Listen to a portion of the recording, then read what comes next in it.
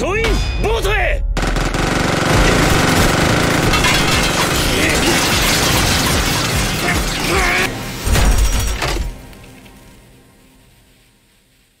そそりまくるじゃねえか。Minasan, konnichiwa. Balik lagi di channel Mimin. Apa kabarnya kalian semua? Semoga kabarnya baik-baik saja.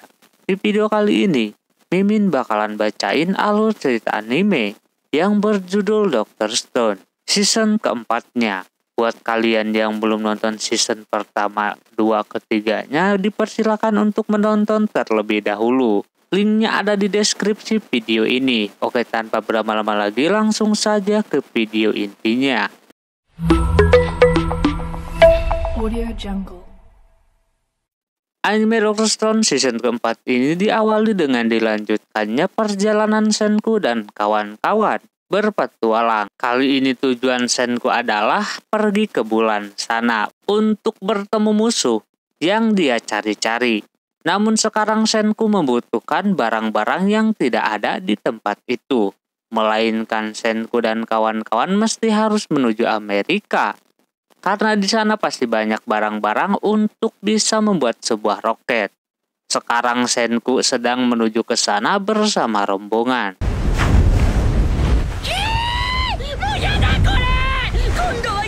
Namun di tengah perjalanan menuju ke sana, para pemimpin ilmu pengetahuan dan pemimpin kapal pada debat soal keberangkatan ke Amerika.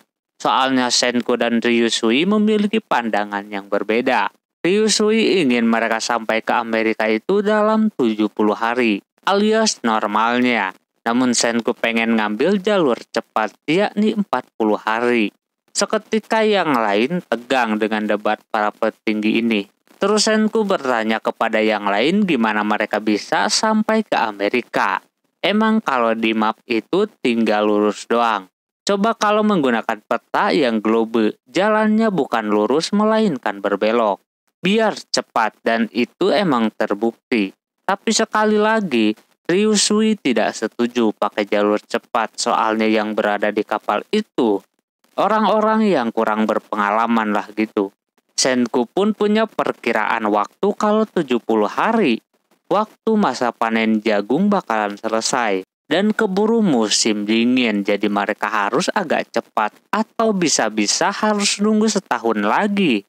Biar musim jagung kembali. Soalnya jagung adalah yang jadi tujuan salah satunya buat miras. Emang dari pemikiran kedua orang ini kagak ada yang salah.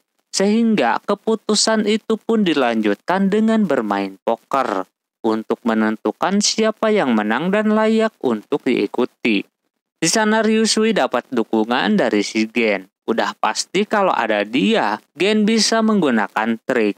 Tapi Senku juga menggunakan si Kohaku yang matanya jeli.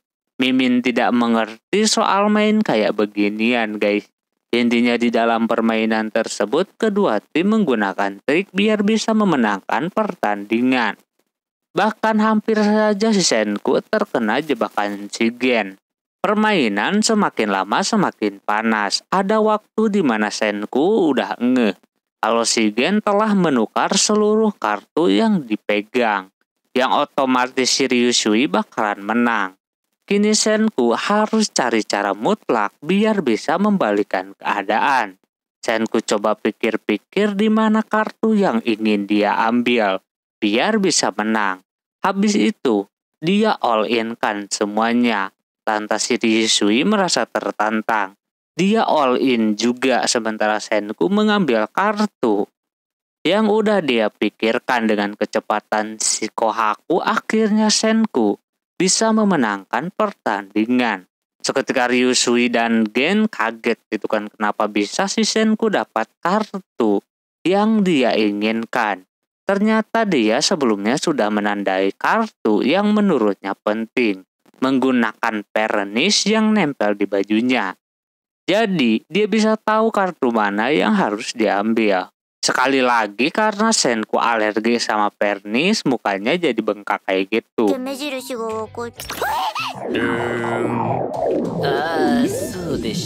Senku pun menang dan mau nggak mau mereka akan menggunakan rute tercepat 40 hari. Yang masang taruhan tadi rugi besar.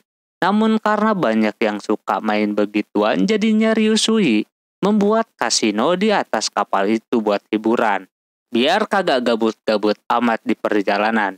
Setelah ada kasino, si Francois juga membuka bar, jadinya lengkap dah hiburan buat mereka-mereka. Ukyo merasa bahwa pertarungan tadi sudah diprediksi sama si Gen.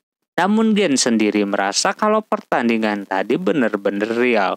Dia tidak tahu hasilnya, ditambah dia juga rada kesal bisa kalah. Perjalanan menuju Amerika baru saja akan dimulai. Singkat cerita, 2 minggu sebelumnya Senku telah membuat persediaan untuk miras itu sendiri, jadi persediaannya aman. Dia bikin dari gandum dan campuran yang lain, sehingga bisa jadi miras seperti itu. Namun tidak semua orang minum miras, kalau semuanya mabuk bisa-bisa berbahaya juga ya kan. Tapi Ryusui ingin semua orang yang ada di atas kapal ini bisa bersenang-senang juga. Maka dari itu dia menyuruh si Francois menyiapkan minuman yang non-alkoholnya. Senku mempunyai ide untuk itu. Dia ke ruangan lab dan membuat sebuah sirup gitu. Campurannya asam sulfat yang dipanaskan biar racunnya hilang. Dan juga bahan-bahan yang lainnya. いやガチの毒うるせえなさっきから Yang dikira itu bahan berbahaya, tapi sesudah diproses jadi minuman yang sangat manis banget kayak sirup. Selanjutnya Suika mengambil susu segar dan dipanaskan oleh si Chrome. Dan jadilah susu segar tadi menjadi seperti yogurt. Minuman sirup tadi kemudian dicampurkan lemon dan yang lainnya sehingga menghasilkan soda susu. Inilah yang bakal jadi minuman untuk yang tidak minum miras. Pertama Suika dibikinin dulu soda susu rasa apel. Pas dia cobain rasanya enak banget. Dia belum pernah merasakan minuman semacam ini. Apalagi ketika timunnya itu dicampurkan, rasanya menjadi seperti semangka. Lalu Francois membuat untuk yang lainnya juga, seperti si Chrome, terus Tsukasa dan juga Gen.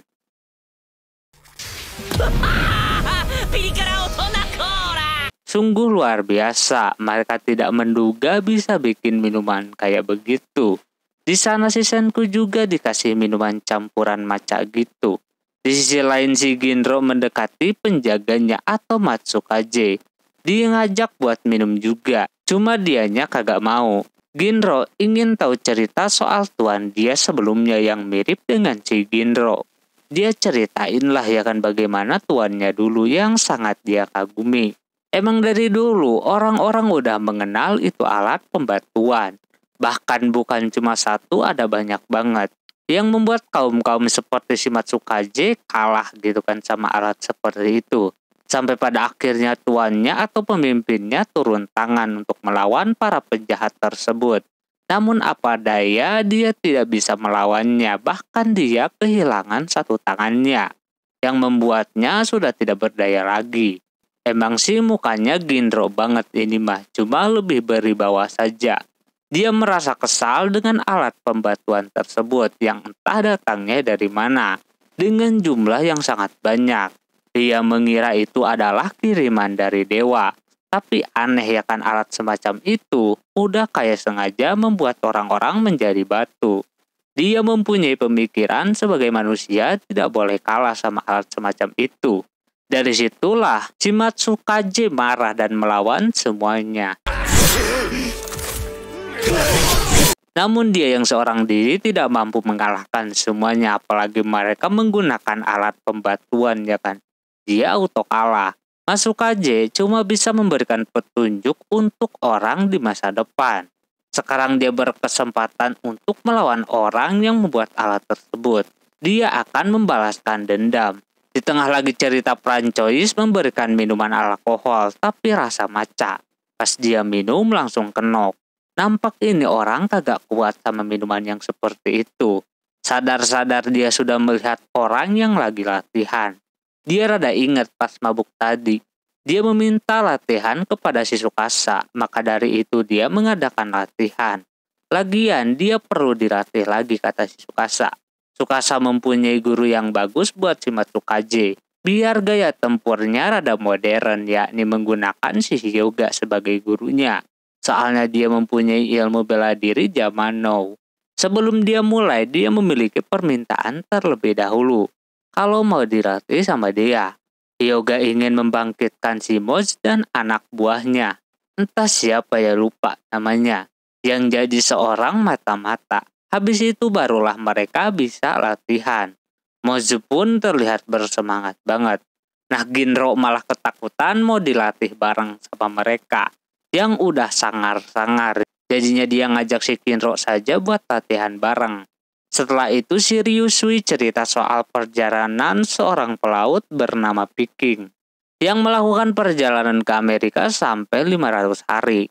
Namun dalam perjalanannya itu tidak semulus yang dikira, tapi Senku tidak akan membiarkan hal itu juga terjadi kepadanya. Dia mempunyai GPS yang bisa menunjukkan jalan. Dia masih bisa terhubung dengan sinyal yang berada di Jepang, terutama si Ruri. Namun untuk menelpon kagak bisa karena terlalu jauh. Ruri cuma bisa memberikan informasi terkait waktu doang. Terbukti cara tersebut emang bisa dilakukan. Jadi mereka tahu di Jepang sekarang jam berapa gitu kan. Terus juga dia bisa menggunakan pengukur gitu yang langsung mengarah ke matahari. Jadi langsung bisa tahu sekarang jam berapa. Ryusui sudah mengukur sekarang mereka berada di mana. Kalau ini cuacanya panas terus, mereka berada di jalur yang benar menuju ke Amerika. Namun apa daya malah mendung.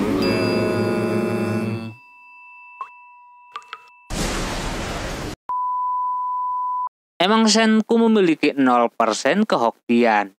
Dia harus cari cara lain biar bisa memprediksi kemana arah mereka pergi. Minimal bisa baca soal matahari. Cuaca semendung itu bakalan sulit untuk melihat matahari. Maka dari itu, si Chrome mempunyai cara, yakni menggunakan batu matahari. Dia membuatnya dari batu yang dia ambil. Lalu dibuatkan alat itu supaya tahu di mana posisi matahari itu berada. Senku terkesan dengan si Chrome yang bisa membuat alat yang begitu, yang dimana di dalam legenda pun para penyelam pernah menemukan alat tersebut. Ternyata fungsinya buat begituan. Dengan bantuan alat seperti itu, perjalanan menuju ke Amerika masih terbilang lancar, walaupun badai menghantui mereka. Di sepanjang jalan, mereka diperlihatkan dengan hal-hal yang belum pernah mereka lihat. Sampai pada akhirnya mereka sudah bisa melihat daratan. Kemungkinan besar mereka akan berhasil mendarat di benua Amerika. Semuanya pada senang, akhirnya mereka bisa ke daratan lagi. Dan nantinya bisa berburu hewan. Semenjak di kapal, mereka jarang sekali memakan daging. Apalagi buat seorang petarung yang butuh banget yang namanya daging. Tapi tujuan pertama mereka adalah mencari kebun jagung untuk supaya bisa menghasilkan alkohol.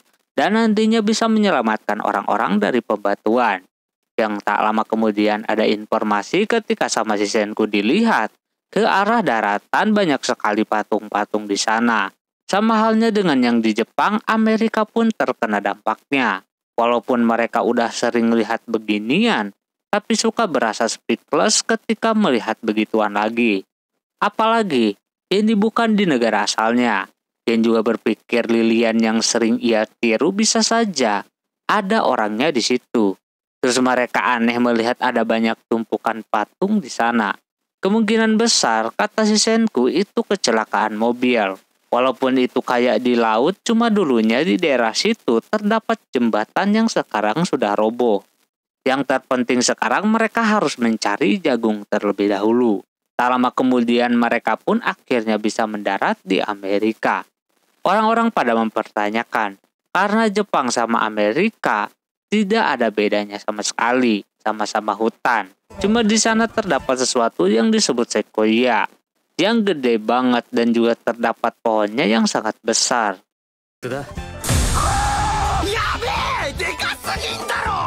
Katanya, itu pohon terbesar di dunia, namanya pohon sequoia. Terus habis itu mereka akan langsung berjelajah mencari jagung. Katanya ada di daerah kota Sacramento. Jadinya dibagilah, ada yang nungguin di kapal, dan sisanya tim penjelajah sama tim penjagaan bakalan pergi bersama-sama karena takut ada hewan buas di jalan. Alhasil mereka pun mulai jalan. Senku yang bermodalkan cuma peta doang. Dia tahu titik di mana dia sekarang untuk menuju ke hilir atau kota Sacramento. Orang lain mah cuma bisa percaya doang dengan omongan si Senku. Ukyo melihat pohon-pohon di sekitar sudah mulai menghijau. Otomatis musim gugur udah bakalan berakhir. Mereka harus cepat-cepat. Namun Senku punya perhitungan. Karena katanya setiap 3.700 tahun bumi mengalami sebuah gerakan presisi. Sehingga akan terjadi keterlambatan pergantian musim sampai 9 hari. Itu berita yang sangat bagus. Namun, walaupun sekarang mereka aman, kemungkinan terburuknya adalah mereka bertemu dengan hewan buas.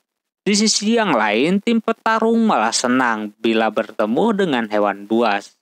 Tak lama kemudian benar aja ada buaya banyak banget yang menyerang kendaraan si Senku dan kawan-kawan. Tim petarung langsung bersiap melawan. Pasukannya bukan kaleng-kaleng lagi sekarang, udah yang terbaik. Bukannya pada takut, ini malah senang karena bisa makan daging selanjutnya.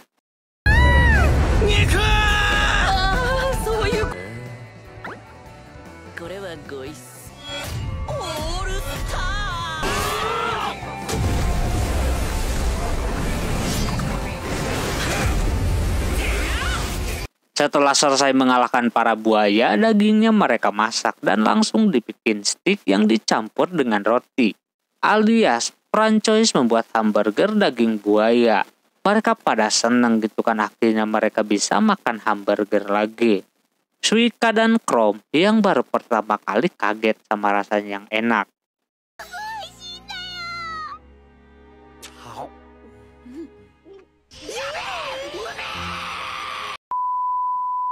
Begitu pula dengan Hyoga yang bisa merasakan makanan zaman sebelum berubah. Selesai makan, si Tsukasa yang sedang motongin daging menemukan sesuatu yang dimakan sama buaya tadi. Setelah dia berikan, ternyata itu adalah sebuah jagung. Senku semakin yakin kalau mereka berada di jalur yang benar untuk menuju ke ladang jagung. Chrome baru pertama kali melihat kayak begituan. Akhirnya mereka pun meneruskan kembali perjalanannya. Walaupun itu jagung kagak enak, tapi mereka bisa memanfaatkannya untuk hal yang lain. Dan juga Teju bisa sama memperbanyak dengan ilmu pertaniannya. Tinggal nanti dia akan menyelamatkan orang-orang dari pembatuan. Di sepanjang jalan Shikohaku menemukan jagung-jagung yang berseliweran di sungai. Hal tersebut membuat Senku dan yang lainnya semakin yakin kalau ladang jagungnya berada di hilir. Terus dia ngabarin ke orang-orang yang ada di kapal bahwasannya mereka hampir menemukan ladang jagung yang mereka cari. Nampak pada senang dengan berita itu. Namun di sisi lain ternyata ada seseorang yang sudah mantau pergerakan Senku dan kawan-kawan. Nampak orang itu mempunyai persenjataan yang lebih maju dibandingkan si Senku. Di sisi lain Senku bersama rombongan beristirahat terlebih dahulu. Terus Senku menyiapkan lampu senter yang dilapisi dengan kain putih. Gen merasa aneh, bikin apa lagi si Senku ini ya kan. Lalu dia arahkan cahayanya ke atas. Ternyata dia cuma mau melihat serangga doang untuk memastikan apakah mereka benar-benar dekat dengan ladang jagungnya. Pas dilihat-lihat, dia melihat ada serangga pemakan jagung. Otomatis tempatnya di sekitar situ. Namun ada yang bikin dia bingung. Yakni jumlahnya yang banyak banget. Dengan udah lamanya orang-orang jadi batu, harusnya penanaman ladang jagung itu adanya sedikit. Ini kalau banyak bikin dia malah curiga. Di sisi lain Tsukasa merasakan sesuatu yang sedang mengintai mereka. Yang makin lama dia merasakan aura mencekam. Terus dia mendengar dan mencium bubuk mesiu. Apa mungkin mereka memiliki persenjataan? Musuh sudah bersedia menyerang, lalu Tsukasa dengan cepat menyuruh yang lain masuk ke dalam kendaraan. Sementara musuh sudah menyerang menggunakan machine gun. Dengan susah payah mereka pun mau nggak mau pergi dari tempat tersebut demi untuk keamanan.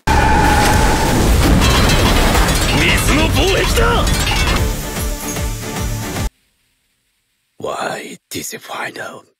Mereka beneran menggunakan senjata branded, sementara Senku masih diberikan keselamatan. Dengan adanya orang yang memiliki machine gun, otomatis sudah dipastikan ada orang yang memiliki obat pembangkit seperti si Senku.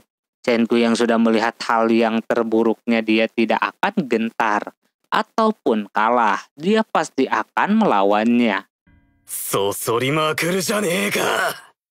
Singkat cerita, paginya mereka masih dalam perjalanan untuk menjauh dari musuh.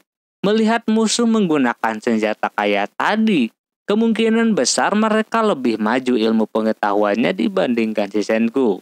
Otomatis emang sudah ada orang yang mempunyai obat pembangkit seperti si Senku. Ini akan menjadi lebih menarik. Tak lama kemudian Ukyo merasakan sesuatu alias mendengar sesuatu.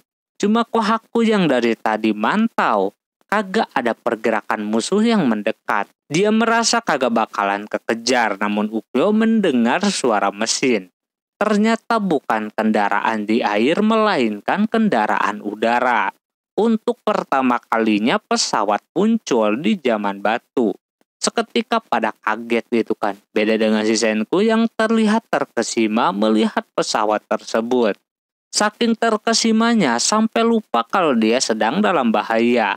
Shiryu mencoba untuk menaikkan kecepatan. Namun kagak ngaruh sama sekali. Pesawat itu sangat cepat.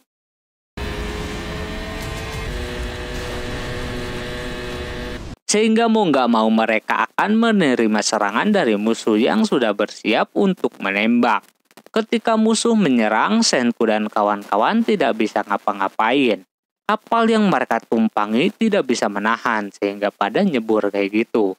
Ginro panik, si Matsukaze terluka. Anehnya, dia yang ribet padahal dia kagak terluka sama sekali. Yang lain udah pasrah karena tidak bisa melakukan perlawanan. Menggunakan pistol pun cuma buang-buang peluru doang. Sementara pesawat tersebut sudah putar balik dan akan mengarah ke arah mereka semuanya. Senku dengan cepat membuat sebuah ramuan untuk menyerang musuh. Senku enggak tahu pakai cara itu berhasil atau enggak. Chrome menyiapkan sebuah tali, lalu Senku meminta Kirisame untuk melemparkan ramuan tadi ke arah musuh. Soalnya dia mempunyai lemparan yang bagus. Dengan pijakan dari Taiju, akhirnya ramuan itu bisa terkena musuh dan isinya itu seperti asap yang langsung bikin mesin pesawatnya mati total.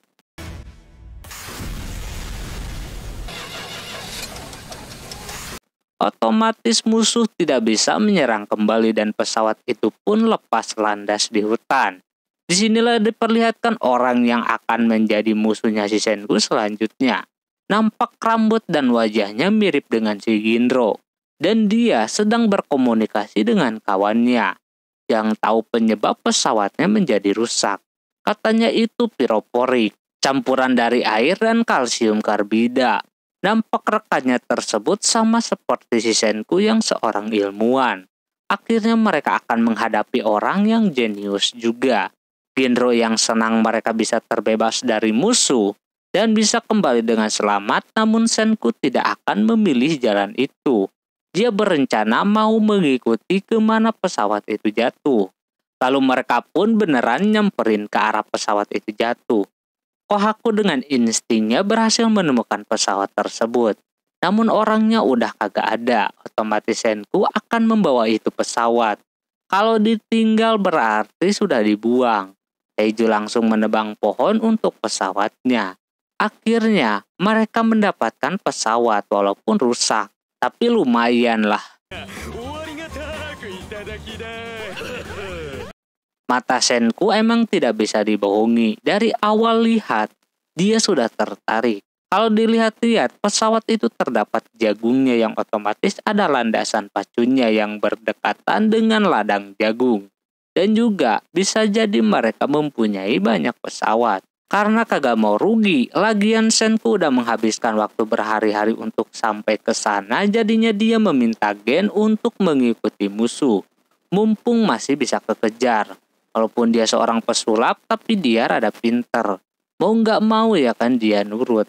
Ditemani sama Kohaku dan juga Chrome yang kegirangan mendapatkan misi seperti itu. Gen masih mempertanyakan kenapa harus dia yang turun tangan. Emang sih di sana terdapat jejak musuh yang bisa mereka ikutin. Yang makin lama semakin jelas, yang bikin si Gen merasakan kalau ini terlalu mudah. Dia berpikir kalau musuh sengaja melakukan ini semua biar bisa memancing si Gen. Dia yang menyadari hal tersebut merasa menarik karena kali ini dia tidak bakalan kalah.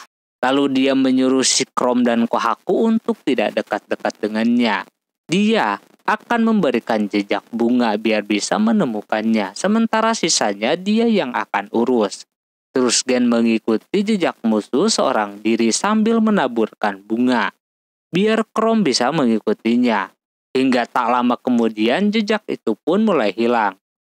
Dan Gen tahu kalau ada orang di sekitar situ. Benar aja tak lama kemudian ada orang yang tadi yang mengagetkan si Gen. Dia tidak bisa melawannya atau apapun. Gen cuma bisa terdiam. Musuh tahu kalau Gen teman yang dia serang tadi. Dia berencana ingin mengalahkan temannya dulu yang jago-jago bertarung. Karena Gen bukan tipe petarung, alhasil dia diajakin ketemu dengan bosnya. Dengan senang hati, Gen pun mengikuti orang ini masuk ke dalam markasnya. Setelah diikutin, nampak banget markas musuh sangat luas. Yang lebih kagum lagi di sana beneran terdapat ladang jagung yang sangat luas. Peralatan yang lebih canggih yakni udah ada traktor. Terus udah berternak sapi dan ada landasan pacunya juga. Kemungkinan besar mereka mempunyai pesawat yang lain. Dan yang lebih mengagetkannya lagi yakni pabrik sekaligus markas mereka yang gede banget.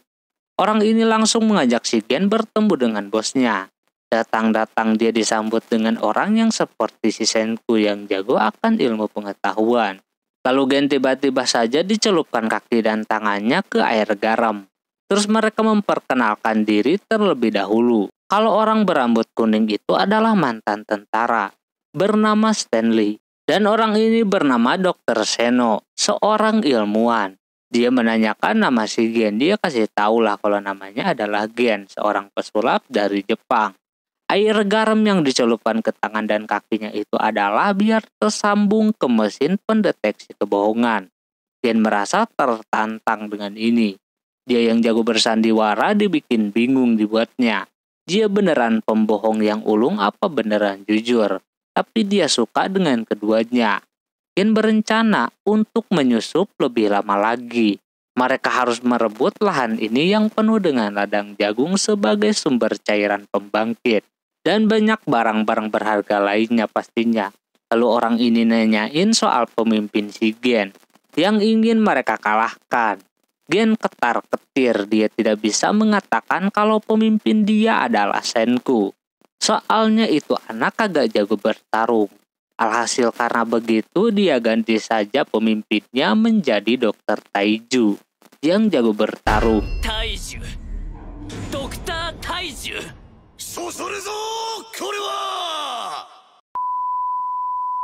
Oke, mungkin segitu dulu untuk episode kali ini. Mohon maaf kalau pembacaannya masih kebalelo teman-teman. Karena kondisinya Mimin masih sariawan. Jadi mohon maaf. Mohon maaf juga bila ada kesalahan dalam penyebutan nama, tempat atau yang lainnya. Dan sampai jumpa di episode selanjutnya. Jamata nih. Bye-bye.